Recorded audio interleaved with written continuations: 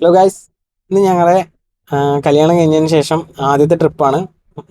Some peoples calls it okay okay Google ചേച്ചെന്തോ പറഞ്ഞാണ്. അതുപോട്ടെ, ഞങ്ങൾ ഞങ്ങളുടെ ഹണിമൂണിന് പോവാണ്. സോ പാക്കേജ് ഒന്നും എടുത്തിട്ടല്ല കേട്ടോ, ഞങ്ങൾ നോർമലായിട്ട് ഞങ്ങളുടേതായിട്ടുള്ള രീതിയിൽ പ്ലാൻ ചെയ്തിട്ട് വണ്ടി എടുത്തിട്ട് പോവുകയാണ്. മൂന്നാറിലോട്ടാണ് പോകുന്നത്.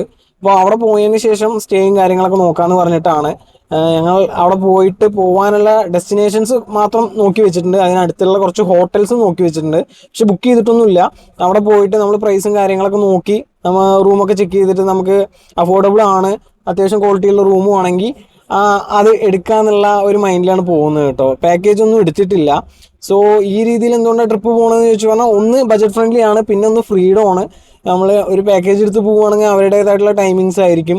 സോ നമുക്കൊരു ഫ്രീഡം ഉണ്ടാവില്ല എന്നൊരു തോന്നല്. എനിക്കറിയില്ല, ഞാൻ ഇതിന് മുന്നേ ഹണിമൂൺ പോയിട്ടില്ല, ആദ്യത്തെയാണ്. സോ എനിക്കറിയില്ല.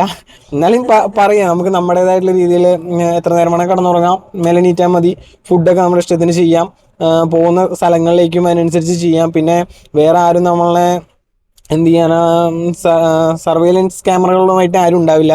അങ്ങനെയല്ല, മീൻസ് നമ്മുടെ കാര്യങ്ങൾ നോക്കുന്നത് നമ്മൾ തന്നെയാണ്. സോ കല്യാണം കഴിഞ്ഞതിന് ശേഷം അങ്ങനെയാണല്ലോ വേണ്ടത്. നമുക്ക് ആ ഒരു എക്സ്പീരിയൻസ് ഇല്ല സ്വന്തമായിട്ട് കാര്യങ്ങൾ ചെയ്യുന്നത്. ഇപ്പോൾ ഞാനായാലും ഫാമിലീൻ്റെ ഒപ്പമാണ്, അവളാണെങ്കിലും ഫാമിലീൻ്റെ ഒപ്പം തന്നെയാണ് എല്ലാ കാര്യങ്ങളും. വീട്ടിൽ തന്നെയാണ് താമസം. സോ ഞങ്ങൾക്ക് ഞങ്ങളുടേതായിട്ടുള്ളൊരു സ്പേസ് കിട്ടും, ഞങ്ങളുടെ ബജറ്റ് പ്ലാൻ ചെയ്യാനും ഞങ്ങൾ രണ്ടുപേരും ചേർന്ന് തീരുമാനങ്ങൾ എടുക്കാൻ പറ്റും. സോ കാര്യങ്ങൾ സോർട്ട് ഔട്ട് ചെയ്യാൻ പറ്റും. സോ ആ ഒരു രീതിക്കുള്ള ഒരു ഹണിമൂൺ ട്രിപ്പായിട്ടാണ് ഇതിനെ കാണുന്നത്.